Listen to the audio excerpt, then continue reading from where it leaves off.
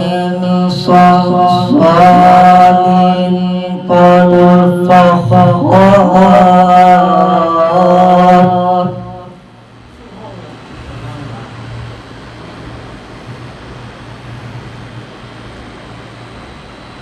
خلق الإنسان من صلصال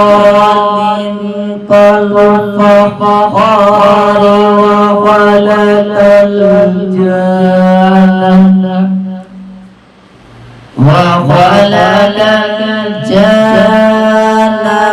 من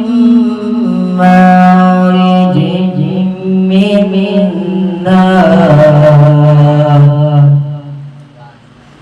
فبأي آلاء ربكما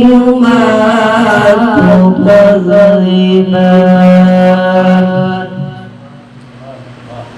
رب المشرقين